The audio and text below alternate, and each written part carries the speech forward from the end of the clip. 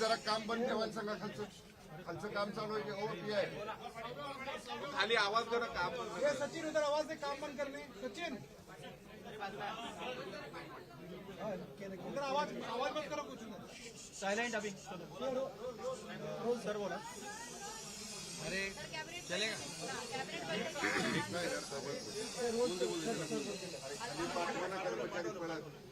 नाही इथून आवाज द्या ना, इथून खालून आवाज. अरे इथं आवाज दे. सचिन आवाज दे.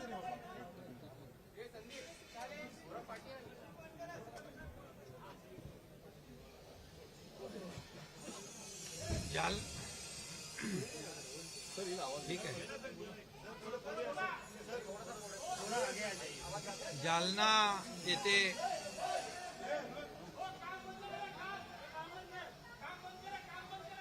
ते अजून जोरात करायला. हा मनोज जरांगे पाटील यांनी जालना येथे उपोषण आंदोलन सुरू केल्यानंतर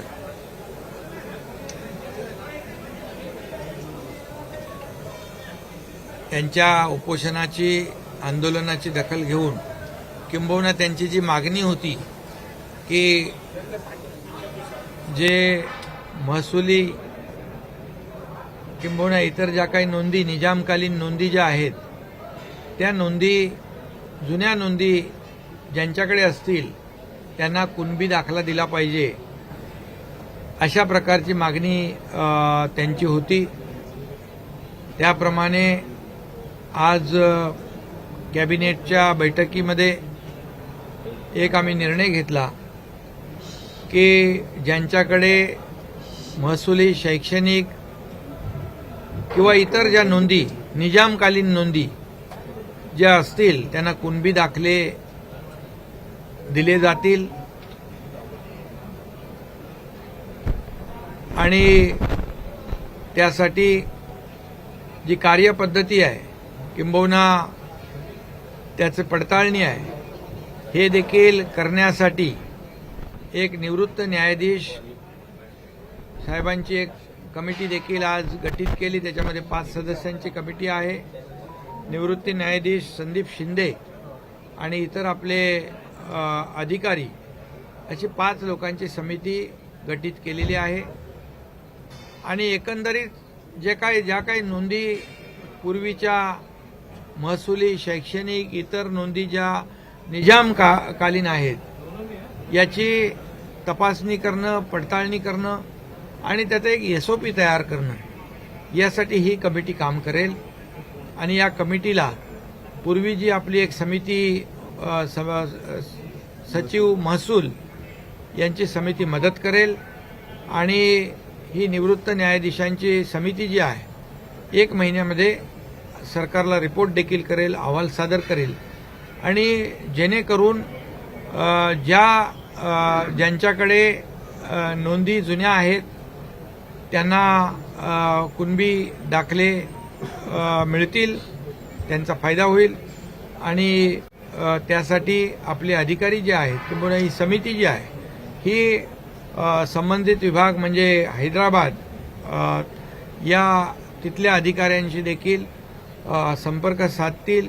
मी देखील त्या मुख्यमंत्र्यांशी देखील वैयक्तिक संपर्क साधेन आणि अशा प्रकारच्या ज्या काही अडचणी आहेत त्रुटी आहेत त्या दूर करण्याचं काम ही निवृत्त न्यायाधीशांची समिती काम करेल. अशा प्रकारचे 2 निर्णय आपण केलेत. आज GR देखील त्याचा काढला जाईल. ज्यांच्याकडे जुन्या नोंदी आहेत निजामकालीन त्यांना कुणबी दाखले देण्याचा GR देखील काढला जाईल. आणि ही निवृत्त न्यायाधीशांच्या अध्यक्षतेखाली जी कमिटी आहे ती देखील या ठिकाणी गठीत करण्याचा निर्णय घेतलेला आहे. माझं एवढीच विनंती आहे मनोज जरांगे पाटील यांना की ते मराठा समाजाला आरक्षण मिळावं ही भावना मनामध्ये ठेवून गेले अनेक वर्ष या ठिकाणी त्यांनी आंदोलनं केलेली आहेत. मी देखील त्यांच्याशी वेळोवेळी संपर्क साधलेला आहे आणि आता देखील मी काल परवा देखील त्यांच्याशी बोललो. त्याच्या गेल्या आठवड्यामध्ये देखील बोललो की यामध्ये आपण मार्ग काढूया. सरकार पूर्णपणे सकारात्मक आहे. सरकार या बाबतीमध्ये पूर्ण सकारात्मक आहे. म्हणून तर जेव्हा देवेंद्र फडणवीस साहेब मुख्यमंत्री होते त्यावेळी देखील आपण कायदा करून मराठा समाजाला आरक्षण दिलं. ते हायकोर्टामध्ये 12-13% कायम राखलं गेलं.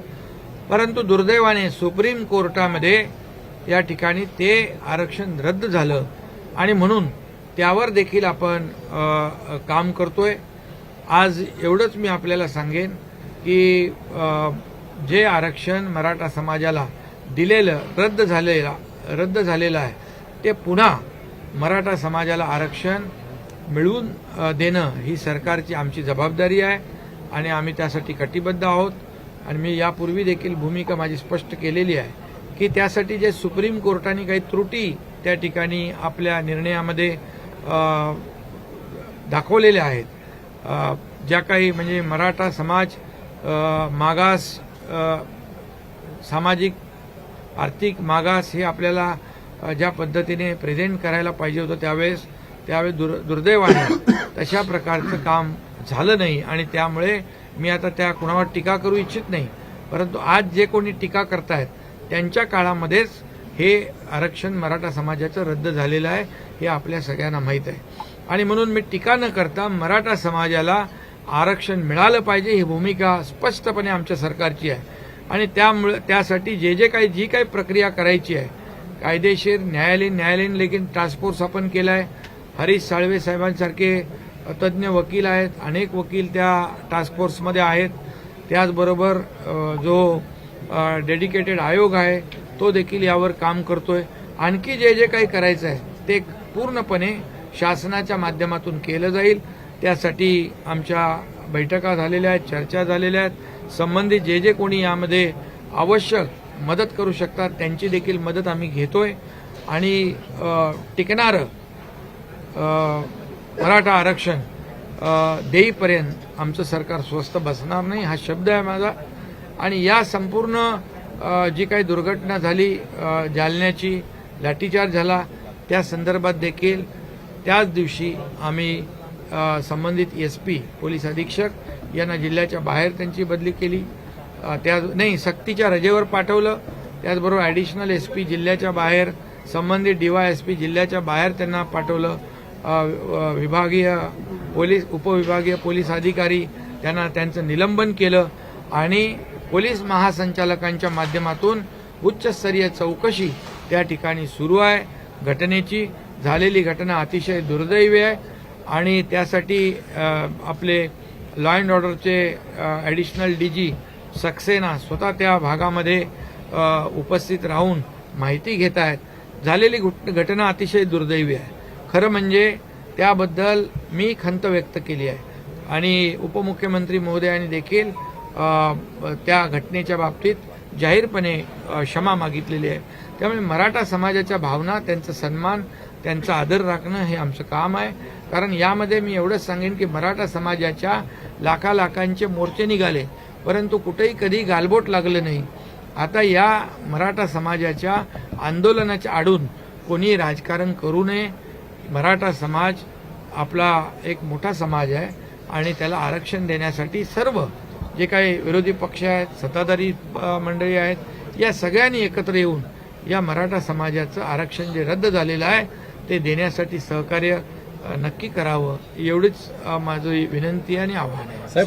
जरांगे पाटील यांनी काही वेळापूर्वी पत्रकार परिषद घेतली त्यात त्यांनी असं म्हटलेलं की कुणबी मराठा हे जे काही प्रमाणपत्र पुरावे हवे असतील तर ते पुरावे माझ्याकडे आहेत, मी सरकारला द्यायला तयार आहे. सरकारने 1 महिनाभर जास्त वेळ काढू नये, लवकरात लवकर त्यावरती निर्णय घ्यावा. पुरावे पाहिजे आम्ही देतो. म्हणून माझं एवढंच म्हणणं आहे की कुठलाही निर्णय घेताना त्याचे संपूर्ण परिणामांचा विचार करून घ्या. ते घेतलेला निर्णय टिकला पाहिजे आणि म्हणून त्यांच्याकडे जे काही पुरावे असतील त्यांनी पुरावे, आता निवृत्त न्यायाधीशांची कमिटी आपण अपॉइंट केलेली आहे, त्यांच्याकडे निश्चितपणे द्यावेत. आणि आम्हालाही जे काही माहिती जिथून घ्यायची आहे आपली संपूर्ण अधिकारी त्यातून माहिती घेतील.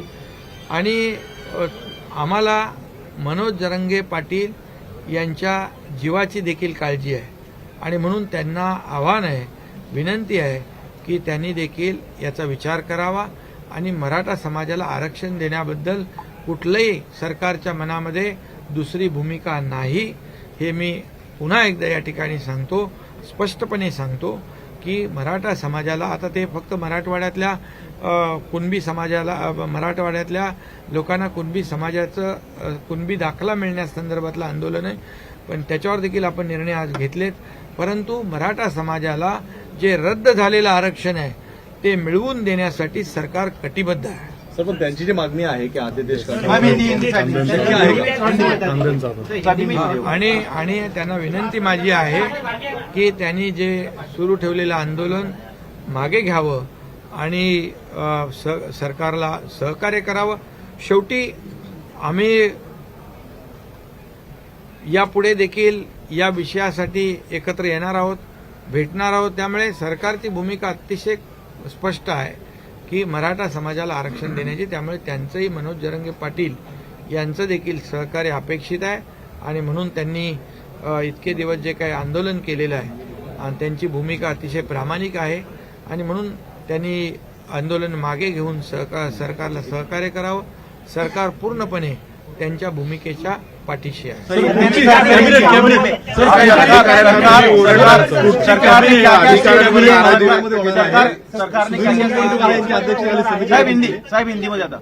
आज की कैबिनेट बैठक में जालना में जो मनोज जरंगे पाटिल मराठा समाज के कार्यकर्ता, उन्होंने आंदोलन शुरू किया है, वो अनशन पे बैठे हैं और उसकी चिंता सरकार को है.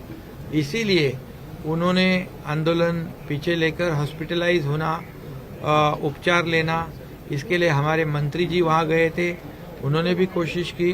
और आज जो उनकी जो मांग थी कि जिनके पास कुणबी प्रमाण पत्र जिसमें महसूली शैक्षणिक जिसपे नोंद है और वो निजामकालीन पुरानी नोंद हो, उसको ये कुणबी प्रमाण पत्र मिलना चाहिए, ऐसी उनकी डिमांड थी.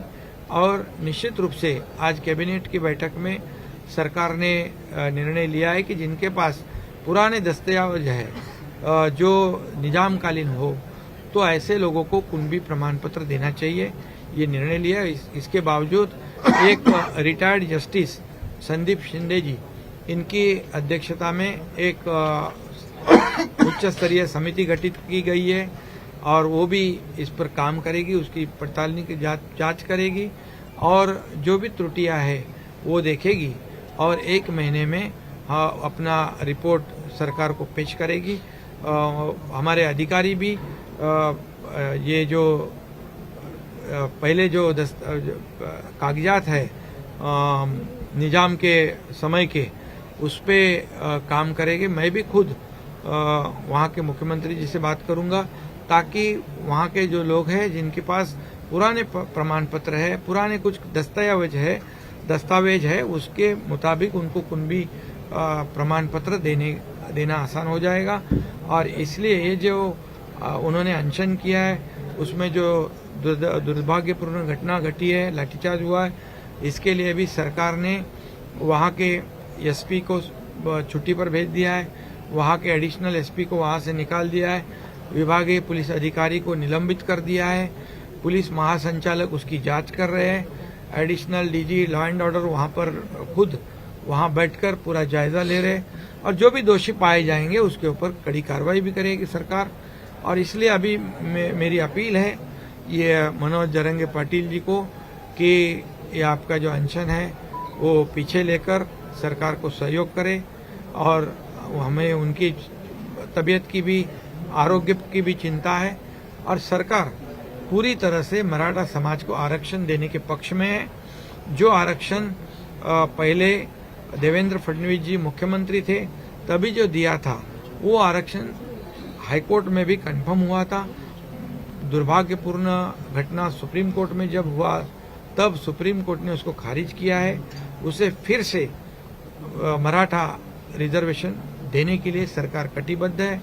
सरकार पूरी तरह, सरकार की भूमिका साफ है और इसलिए जो भी करना पड़े प्रक्रिया वो सरकार करेगी. कांद्याचं जे आज आज कॅबिनेटमध्ये आज हाही निर्णय घेतला की कांद्याचं जे अनुदान आहे जवळपास 4,65,000 शेतकऱ्यांना देण्याचं 350 रुपयाप्रमाणे जवळपास 400 कोटी रुपये त्यांना देण्याचा निर्णय आज सरकारने घेतला आणि एका क्लिकवर सर्व शेतकऱ्यांच्या खात्यामध्ये ते पैसे जमा करण्याचा निर्णय घेतला. शेतकऱ्यांना आता पैसे मिळतील आणि शेतकऱ्यांना देखील आम्ही दिलेला शब्द जो आहे हा पाळलेला आहे, त्यांना दिलासा मिळेल. त्याचबरोबर जे आता काही ठिकाणी पाऊस कमी पडतोय, शेतकरी चिंतित आहेत आणि शेतकरी त्याबाबतीत देखील कॅबिनेटमध्ये चर्चा झाली. शेतकऱ्यांना सरकार वाऱ्यावर सोडणार नाही. शेतकऱ्यांना जे जे काही आता सध्या संकटात आहे आणि ज्या ज्या माध्यमातून त्यांना मदत करता येईल सरकार पूर्णपणे मदत करेल आणि शेतकऱ्यांच्या पाठीशी सरकार उभं राहील. सर मराठवाड्यात होणारे समिती गठीत केली. पुढची कॅबिनेट मिटिंग मुनगंटीवारांची समिती गठीत केली आहे. पुढची कॅबिनेट जी आहे ती संभाजीनगरला मराठवाडा मुक्ती संग्रामचं अमृत महोत्सवी वर्ष आहे आणि ती सुधीर मुनगंटीवार यांच्या अध्यक्षतेखाली एक कमिटी देखील गठीत केलेली आहे की मराठवाडा मुक्ती संग्राम जो आहे हा इतिहास आहे आणि म्हणूनच यावर्षी त्या ठिकाणी कॅबिनेट होईल आणि मराठवाड्यासाठी जे जे मोठे निर्णय, चांगले निर्णय मराठवाड्यातल्या जनतेसाठी जे घेता येतील ते सरकार त्या ठिकाणी घेईल. मराठवाड्याला मोठ्या प्रमाणावर दिलासा देण्याचं काम सरकार करेल, कारण मराठवाड्यातल्या लोकांचा मोठा त्याग या ठिकाणी आहे, तो विसरणार नाही आणि त्यांच्याबरोबर सरकार पूर्णपणे पाठीशी खंबीरपणे उभा आहे. त्या बाबतीत आजही आजच्या कॅबिनेटमध्ये सविस्तर चर्चा झालेली आहे. सर लोकशाही चॅनलवरती गुन्हा दाखल झालेला आहे आणि आज सायबरसाठी सुद्धा 837 कोटी रुपयाचा प्रकल्प जो आहे राज्य सरकारने निर्णय घेतला. सायबर क्राईममध्ये मोठ्या प्रमाणावर होत असलेली वाढ लक्षात घेऊन त्याच्यामध्ये त्याचं प्रमाण कमी करण्यासाठी जे काही नवीन तंत्रज्ञान आहे ते त्याचा वापर झाला पाहिजे आणि पूर्णपणे आपली जी सिस्टीम आहे ॲडव्हान्स सिस्टीम तयार झाली पाहिजे, जेणेकरून या सायबर क्राईममधून लोकांची होणारी फसवणूक, दाखल होणारे गुन्हे त्याचं प्रमाण कमी होईल आणि मोठ्या प्रमाणावर या राज्यातल्या लोकांना, नागरिकांना दिलासा मिळेल.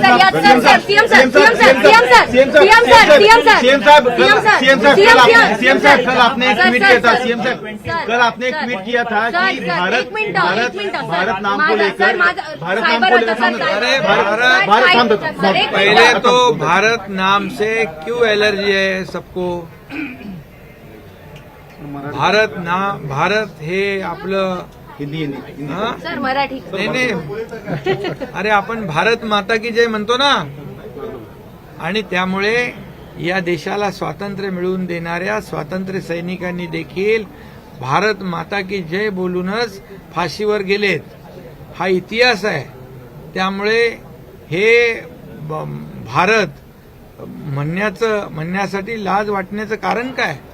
कारण ह्याला प्राचीन आपली इतिहास आहे आणि म्हणून भारत हे अभिमानाने नाव घेतलं पाहिजे.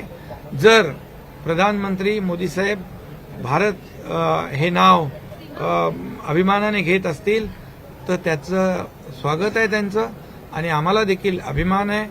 भारत हे भारतवर्ष आहे आणि आपण सर्व भारताचे नागरिक आहोत. आपल्या घटनेमध्ये देखील तो उल्लेख आहे. त्यामुळे याच्यामध्ये मला वाटतं हा आपल्या सगळ्यांचा अभिमान आहे, स्वाभिमान आहे. एवढंच मी या सायबर गुन्ह्यावरती तुम्ही बोललात. भारत नाम का विरोध करने वाले ये बहुत ही दुर्भाग्यपूर्ण घटना है. जो भारत नाम को लेकर, ये भारत हमारा स्वाभिमान है. मैं फिर एक बार कहूंगा कि भारत माता की जय बोलते हुए हमारे लाखों स्वतंत्र सेनानी जो है, नागरिक है, इन्होंने आज़ादी प्राप्त की है और आज़ादी हमें मिलने के लिए कई स्वातंत्र्य वीर, देशभक्त ये भारत माता की जय कहते हुए फांसी पे गए. ये अभिमान है हमारा, ये स्वाभिमान है. और मोदी साहब ने ये जो निर्णय लिया है उसका हम स्वागत करते हैं हमें उसका गर्व है। ये जो लोग उसकी राजनीति कर रहे हैं, जो हमारे देश की बदनामी दूसरे देश में जाके करते, ये भी दुर्भाग्य है, क्योंकि हमारे देश का नाम पूरी दुनिया में रोशन करने का काम हमारे प्रधानमंत्री मोदी साहब कर रहे हैं। आज जहाँ भी हमारे प्रधानमंत्री जाते हैं, वहाँ के अमेरिका जैसे बड़े राष्ट्राध्यक्ष भी उनका स्वागत सम्मान करते हैं। सभी देशों के बड़े बड़े जो प्रमुख हैं वो उनके साथ बहुत ही सम्मान के साथ, आदर के साथ बर्ताव करते हैं। और हमारा देश जो है महासत्ता की ओर ले जाने का काम प्रधानमंत्री कर रहे हैं। आज चांद्रयान जो 3 जो यहाँ पर जो मुहिम यशस्वी हुई है, ये हमारे लिए सबके लिए गर्व की बात है। दक्षिण ध्रुव में ये अभियान यशस्वी करने वाला भारत ये पहला देश है, और इसलिए ये विरोधी पार्टी जो है उनके पैरों तले जमीन खिसक रही है। ये बड़े बड़े काम हो रहे हैं, इसको उनको चिंता हो रही है कि मोदी जी के सामने कैसे हम इकट्ठा हो जाए। एक द्वेष पूरी तरह एक द्वेष, एक जलन उनके दिल में मोदी जी के बारे में है। मोदी जी तो देश का विचार कर रहे हैं, और ये देश की बदनामी प्रदेश में जाके करते हैं। ये कितने भी इकट्ठे होकर विरोध करें, लोगों ने तय कर लिया है जो भारत को आगे बढ़ाने वाला प्रधानमंत्री है, जो भारत का विकास करने वाला प्रधानमंत्री है, जो भारत को महासत्ता की ओर ले जाने वाले प्रधानमंत्री है, उनको 2024 में अब तक के सब रिकॉर्ड टूटेंगे और 2024 में फिर से मोदी जी प्रधानमंत्री बनेंगे। ये देश के दुनिया ने देश की जनता ने तय कर लिया है। सनातन धर्म को लेकर के कांग्रेस पार्टी विरोध कर रही है।